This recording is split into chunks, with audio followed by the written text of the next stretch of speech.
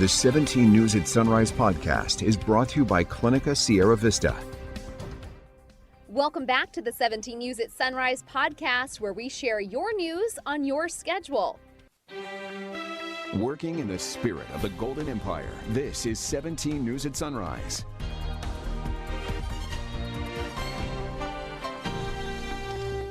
And good morning here at 5 a.m. Thanks for waking up with us. I'm Maddie Jansen alongside Alex Fisher.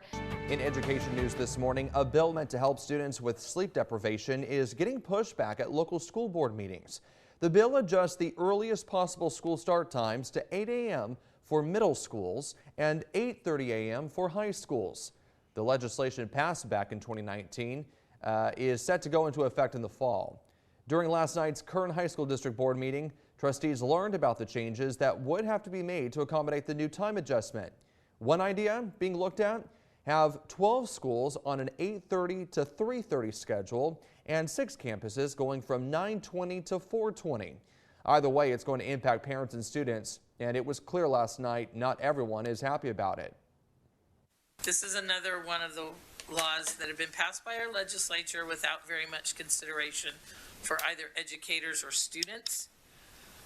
There's no consideration in here for what time practices will start, what time your children will be getting home from practice, what time dinner will be at 8 or 9 o'clock at night, what time students will finally be able to get to their homework. No action is required by the board quite yet. Some at the meeting said they hope the new start time legislation is delayed or repealed.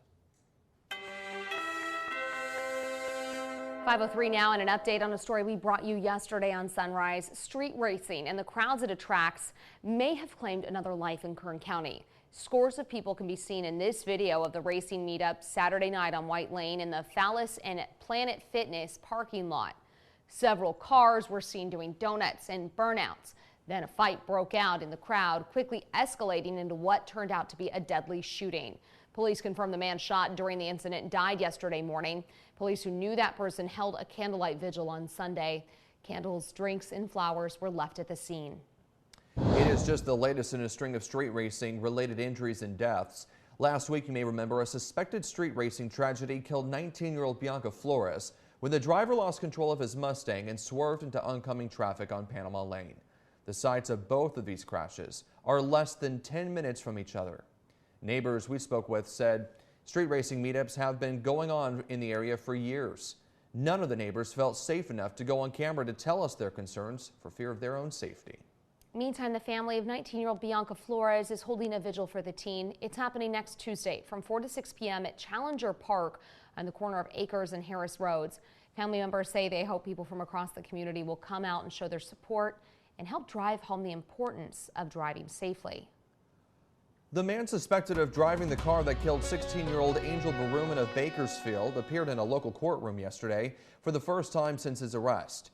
48-year-old Juan Rodelis Ortega pled not guilty to charges of hit and run and resulting in death or permanent serious injury, as well as conspiracy charges. Police say Ortega fled the scene after Baerman was hit. 22-year-old Osvaldo Quintera also appeared in court. He's facing charges for conspiring for to cover up and allegedly help Ortega hide the car involved in the crash. Quintero also pleaded not guilty. It is in the court's hands at this point. They're gonna have to live with this, for the rest of their life. And I just hope that, maybe somehow, some way through this all that they can find peace too. A preliminary hearing is set for February 17th. Meantime, community efforts to financially support Angel's family continues. A GoFundMe has raised more than $16,000. If you would like to donate, we have a link on our website, kget.com. And pedestrian safety is an issue we continue to cover extensively here on 17 News. A mother whose 13-year-old son died in 2019 on Niles Street after being hit by a vehicle has launched a petition to get more crosswalks and street lights on that busy street. The crash happened near the intersection of Niles Street and Park Drive. Alejandro Vargas Jr. was killed. Officials say he was running across Niles when he was hit by a pickup. June 30th will mark 3 years since the teen's death.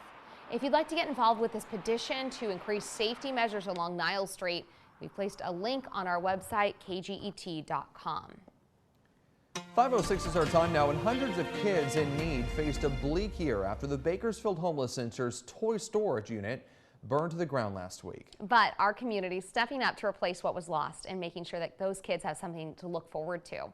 17's Chris Burton joins us in studio with more. Chris?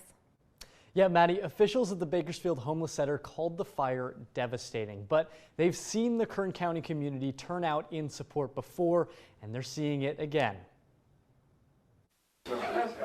The generosity of our community was on full display during the 17 days of Christmas toy drive. Now, the Bakersfield Homeless Center's kids need that generosity again, because all of those toys are gone. Our team, when we heard about the news on a Monday afternoon, was devastated. You know, it was really hard to imagine that an entire year's worth of toys were burned and destroyed. More than 2,000 toys were lost in the blaze. Bakersfield Homeless Center CEO Lauren Skidmore explains the center needs those toys over the course of the year. What people don't realize is we have 80 to 100 children that stay at our shelter each night, and they come in throughout the year. So we want to make sure they're supported for their birthdays, for any special events, for recognition at school. Without the stockpile of toys, the center's Christmas in July event and its ability to keep kids comfortable all year was put in jeopardy. So the community stepped in. What we're wanting to do is to collaborate with them and get toys and have the community come together to help support them and their need. With partnerships from KGET, Toys for Tots, and now Dignity Health, the Bakersfield Homeless Center has kicked off a new toy drive. You can donate a new toy right here in the KGET lobby, and Toys for Tots will match that donation up to 1,000 toys donated. Skidmore says she's heartened by what she's already seen from our community. I think this is Kern County. This is all of us coming together to take care of one another. It shows that even though there's tragedy, we can come together and rebuild. It's always welcoming to see responses like this. Well, we're already seeing donations piling up in our lobby, but if you haven't donated yet, good news. KGET will be extending this toy drive through the end of February. You can drop off any new toy in our lobby, and again, Toys for Tots will match that donation. In studio, Chris Burton, 17 News. And now to the latest on the coronavirus pandemic in Kern County, with the latest data showing our new case rate continuing to fall. Kern Public Health reported 1,855 new cases yesterday, but keep in mind that accounts for Friday, Saturday, and Sunday. Compare that to last Friday when 1,870 cases were announced for the previous day alone. One new death was also reported. State data shows that 231 people were hospitalized with the virus in Kern as of yesterday. That's down more than 50 since Friday. 49 more are in the ICU. California's most recent indoor mask mandate will soon come to an end. State health officials made the announcement yesterday as COVID cases in the state start to fall. Starting next Tuesday, the 15th, vaccinated people can take their masks off while indoors. Unvaccinated people will still have to wear a mask indoors, but masks are still required for everyone on public transit, in nursing homes, and other healthcare settings. Masks will also still be required in schools. Meantime, Los Angeles County has its own mask mandate and will still be enforced for the foreseeable future. Over the past week, the state has confirmed nearly 30,000 new cases. That's a decrease of 71% compared to 2 weeks ago. Hospitalizations also dropped 30% last week. However, deaths are still climbing, up 50% in the last 2 weeks. Health officials say the death rate may go higher before it starts to decline. Lawmakers in California reinstated paid COVID sick leave yesterday after similar legislation expired in September. The new law allows all workers to take paid time off to recover from COVID, to care for sick family members, get vaccinated, or take care of a child who can't attend school because of virus-related closures or quarantines. But this round of paid COVID-19 sick time is different because there are no more federal tax credits available, meaning businesses and employers will have to shoulder the costs. I think is an unnecessary burden when we have the capabilities to step in and lead. The paid leave is retroactive back to January 1st and expires at the end of September. Small businesses with fewer than 26 employees will be exempt. The bill now heads to Governor Newsom's desk, where he's expected to sign it. All right, thanks, Maddie. Your time now is 5:38. In education news, Democrats are working to resuscitate the Build Back Better bill, but it comes with some changes. Free community college is no longer part of the proposal. The announcement came yesterday from First Lady Dr. Jill Biden. During a summit of community college leaders, Biden says she was disappointed the provision was dropped because the president has to make some compromises. She spoke about how a community college education can help the community as a whole and the challenges many college students face. These aren't just bills or budgets to me, to you, right? We know what they mean for real people, for our students.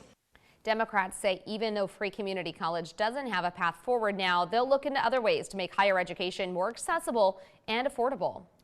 Back here at home, it is a big day for students at Garces Memorial High School as 7 seniors prepare to cement their commitment to college athletics.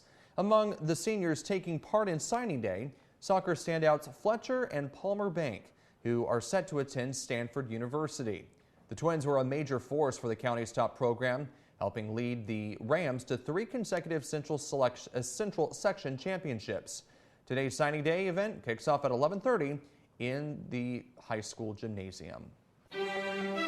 Working in the spirit of the Golden Empire, this is 17 News at Sunrise.